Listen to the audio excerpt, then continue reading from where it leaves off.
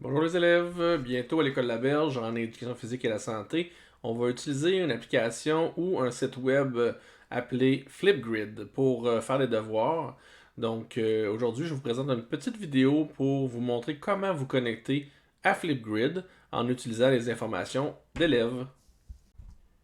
Pour vous connecter à un devoir sur Flipgrid, vous devez tout d'abord retrouver le devoir qui a été assigné par votre enseignant en éducation physique.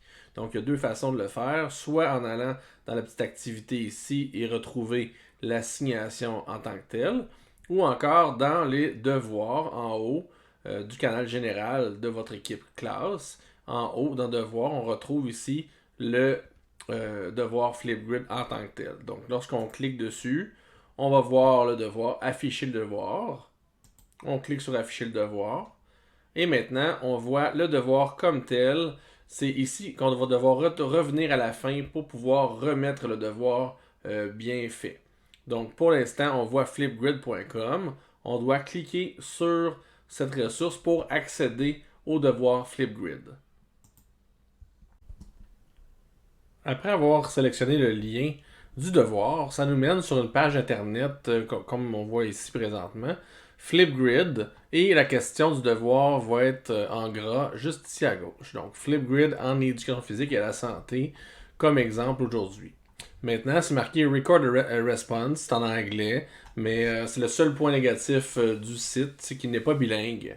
Une fois qu'on veut répondre à la question qui nous est posée juste ici en haut, on peut soit le lire, soit se le faire lire par un lecteur immersif, ou encore cliquer juste ici pour avoir accès à une vidéo de présentation de la question à répondre. Une fois qu'on est prêt, on peut avoir une réponse enregistrée. On doit simplement se rediriger soit ici, soit sur le gros rond rouge qu'on voit. Donc, on pèse dessus pour pouvoir accéder à la caméra pour enregistrer notre réponse. Donc, on clique ici. Maintenant, on peut cliquer sur le bouton rouge en bas au milieu pour enregistrer notre capsule vidéo.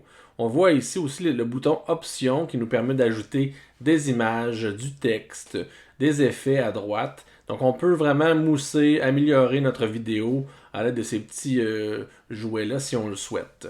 Ensuite, on suit les options qui nous ont nous proposées pour pouvoir éditer notre vidéo.